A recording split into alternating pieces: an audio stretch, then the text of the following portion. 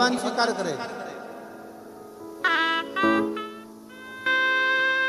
आप हृदय से जहां बैठकर जैसे बैठकर भगवान की अविरल भक्ति को धारण करते हैं, शिव उसको स्वीकार करता है।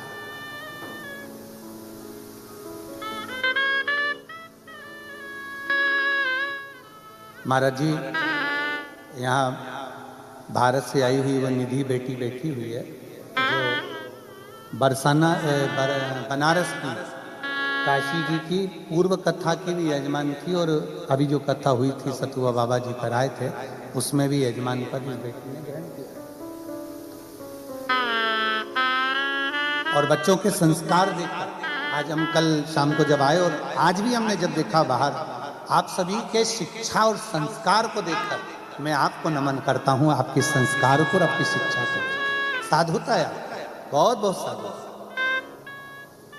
केवल दो चीजें, एक शिक्षा और दूसरा संस्कार। आप कितने आगे बढ़ेंगे, कहां तक जाएंगे, आपकी कड़ी मेहनत, आपका अध्ययन, आपकी शिक्षा और परिवार में एक माता पिता के जो संस्कार होते हैं, एक माता पिता की जो सभ्यता और संस्कार अपने बच्चों को दिए जाते हैं, वो श्रेष्ठ। कल हम जिन यजमान परिवार के यहाँ रुकना हुआ, वहाँ देख रहे थे उनके बहुओं को, बच्चों को, कि सब दीप मालिका लगाकर और भगवान की इतनी सुंदर आराधना में, पूजन में और स्वागत में लगे हुए थे कि उसको देखकर बड़ा अच्छा लगा। यही हमारी शिक्षा, यही हमारे संस्कार। और झलकना चाहिए अपने माता पिता ने हमको क्या दिया।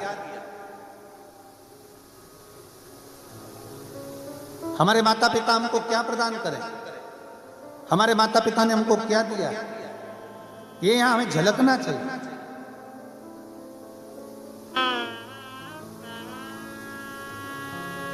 शिव महापुराण में एक देवराज नाम के ब्राह्मण का चरित्र आप लोग बारंबार सुनते आए। कथा को बारंबार आप लोगों ने आस्था चैनल के माध्यम से, फेसबुक यूट्यूब के माध्यम से श्रवण किया। एक देवराज नाम का चरित्र, ब्राह्मण का चरित्र वर्णन आता है कि देवराज ब्राह्मण कुल में जन्म लेने के बाद भी ब्राह्मण नहीं बन पाए।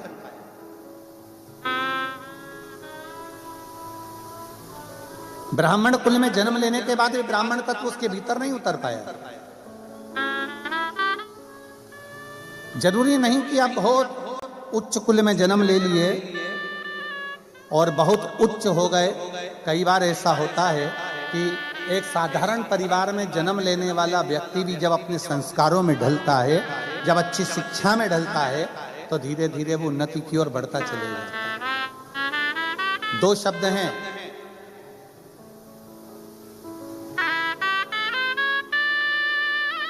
रावण को विद्वान कहा जाता है और हनुमान जी को विद्यावान कहा जाता है।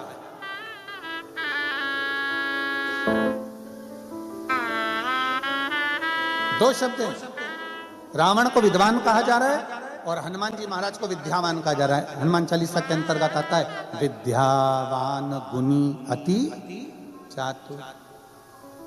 हनुमान जी को विद्यावान कहा जाता है, पर रावण को विद्यावान नहीं कहा जाता। वो बड़े विद्वान है, सारे शास्त्रों का ज्ञाता है, सब मर्म जानता है, सारी विद्या जानता है, सब कुछ अच्छा जानता है। उसके बाद भी रावण को विद्यावान नहीं कहा गया, उसको विद्वान कहा गया। क्योंकि पढ़ लेना एक अलग विषय, शास्त्र का अध्ययन कर लेना एक अलग विषय, पर उस शास्त्र को अपने भीतर उतार लेना, नम्रता धारण कर लेना, झुक जाना, प्रणाम कर लेना, नम्रता धारण कर लेना, ये रावण नहीं धारण कर पाया।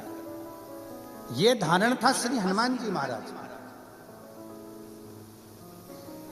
और विद्यावान गुणी अति चातुर, राम काज करिबे को आतुरे। हनुमान जी महाराज के भीतर विद्यावानता का चरित्र है कि जब हनुमान जी किसी से भी मिलते हैं, हनुमान जी कहीं पर भी जाते हैं, सबसे पहले हनुमान जी महाराज झुककर प्रणाम करते हैं, नमन करते हैं। एक बार तो ऐसा हुआ कि हनुमान जी महाराज जब राम जी से प्रथम बार मिलन करने के लिए गए, जब सुग्रीव ने भेजा पता करो कि दो वन में कोई मनुष्य आए हैं, घूम रहे हैं, हनुमान जी जब गए उनसे मिलने के लिए, ब्राह्मण का वेश था, संत का वेश था, और राम जी महाराज के चरणों को जाकर नमन करते हैं, प्रणाम करते हैं। राम जी जान गए कि यह कोई साधारण नहीं है, मैं क्षत्रिय और ये ब्राह्मण का रूप रख कर आया और मुझे नमन कर रहा है, प्रणाम कर रहा है, मतलब ये कोई सहज नहीं हो सकता, कोई साधारण नहीं हो सकता। इसके भीतर की विद्या सामने नजर आ रही है। विद्वान तो कोई भी बन सकता है, बहुत अध्ययन कर लीजिए, बहुत पढ़ लीजिए, बहुत शास्त्र पढ़ लीजिए, बहुत अध्ययन कर लीजिए, विद्वान कोई भी बन जाएगा, खूब आगे बढ़ जाओगे, विद्वत्ता आ जाएगी। पर विद्यावान बनना कठिन है, क्योंकि विद्यावान का सबसे बड़ा लक्षण है कि अपने बड़ों के आगे, अपने आदरणीयों के आगे, अपने गुरुजन के आगे, सत्कारियों के आगे हाथ जोड़कर झुककर प्रणाम कर लेना, ये विद्वत्ता होना चाहिए, ये विद्वत्ता होना चाहिए। इसी को नम्रता कहते हैं, इसी को सहजता कहते हैं। और मैंने तेरे ही भरोसे बाबा, तेरे ही भरोसे। आप लोग कथा में बैठे हो, पर आप लोगों आस्था चैनल के माध्यम से जितना जितना आपको याद है उतना उतना साथ में बोलना भी है। संकोच वश मत बैठना कि पास वाला ताली नहीं बजा रहा है तो मैं कैसे बजे। संकोच वश मत बैठना कि पास वाला नहीं बोल रहा था हम कैसे बोले। ये तो 3 दिन बाबा आपके पास में है और आप बाबा के पास में हो। अपने बाप से मिलने के लिए आप आए हो और आपका बाप अपनी बेटियों से मिलने के लिए, बेटों से मिलने के लिए आया है। तो ये भाव लेकर शिव कथा एक माता पिता के तुल्य है। और मैंने तेरे ही भरोसे बाबा, तेरे ही भरोसे हवा बिच उड़ती जावांगी बाबा, डोर हथो छड़ी नामे कटी जावांगी। भोले मैं तेरी पतंग, शंभू मैं तेरी पतंग हवा विच उड़ती जावांगी। आप चुप रहो, इनकी सुनने दो मुझे।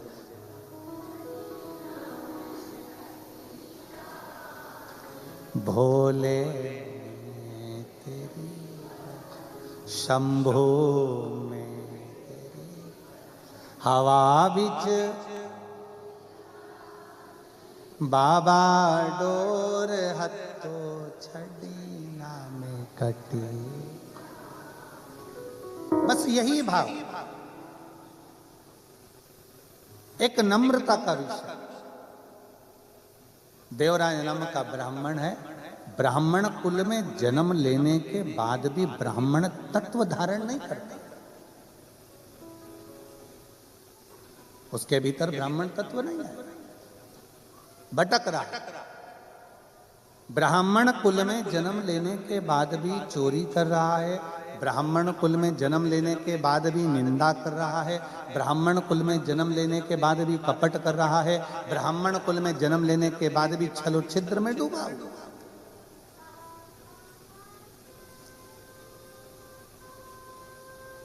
कोई पुण्य हमारा सामने आए तो हम परमात्मा की शरणागति ग्रहण करें।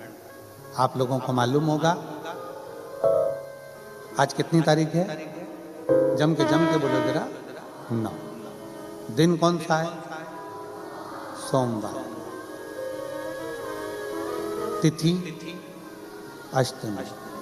कितनी किस्मत लेकर आए, तुम विचार कर लो। सोमवार की अष्टमी के दिन कथा सुनो।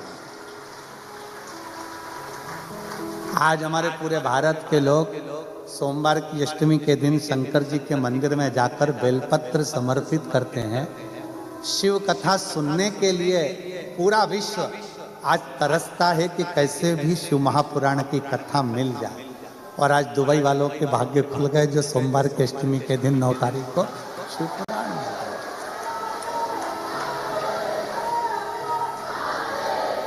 ये शिव कृपा, इसी को शंकर की करुणा कहते, इसी को उदारता कहते। अब विचार करिए कि कुछ तो पुण्य होंगे ना तुम्हारे। अब तुम लोग जाओ ना अपने अपने घर पे तो नजर उतरवा लेना।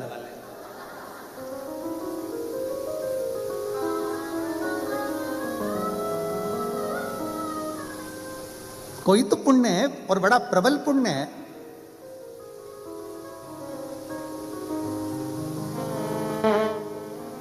देवराज अच्छे पुण्य नहीं कर पाया,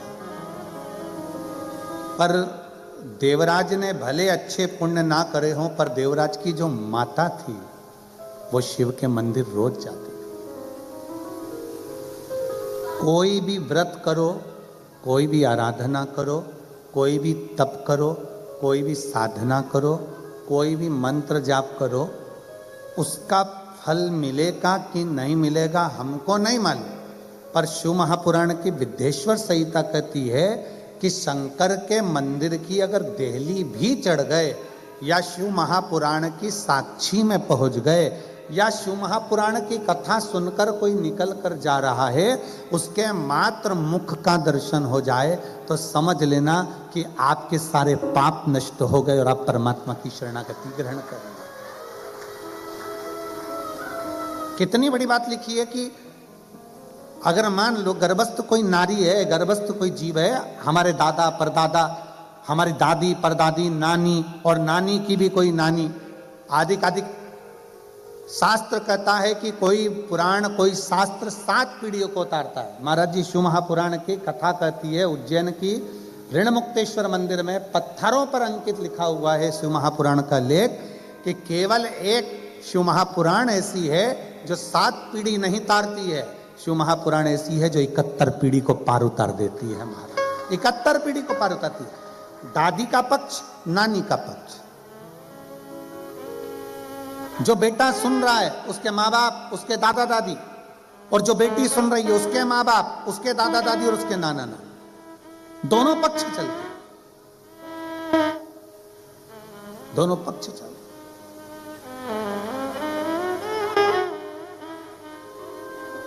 और कितना सुंदर लिखा है। माता पार्वती जी ने एक बार भगवान देवाधिदेव महादेव से अमरनाथ की गुफा में प्रवेश कर कर पूछा था, जब अमर कथा भगवान शंकर पार्वती जी को श्रवण करा रहे थे। पार्वती जी को जब अमर कथा कह रहे हैं, तब बाबा देवाधिदेव महादेव भगवान शंकर से माता पार्वती जी पूछती है कि कोई स्त्री, कोई नारी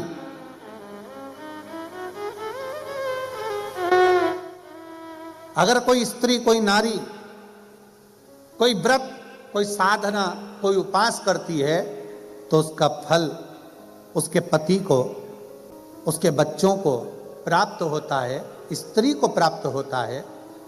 क्या कोई ऐसी आराधना है, क्या कोई ऐसी पूजन है, कोई ऐसी आराधना है कि पति को तो फल मिले, पिता को फल मिले, पर साथ में उसके मायके के परिवार वालों को भी उसका फल प्राप्त हो? ऐसी कोई आराधना है क्या देवाधिदेव महादेव?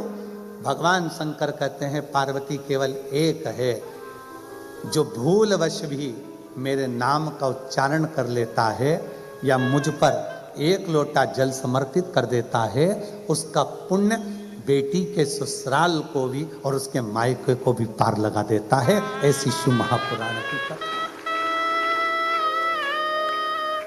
ऐसी शंकर की कथा है।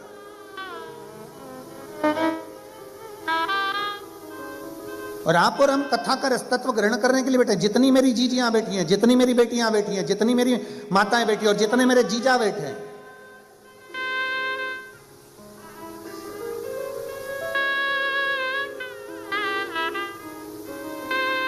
जरा विचार करिएगा किस भाव से आप कथा सुन रहे हैं सोमवार की अष्टमी के दिन।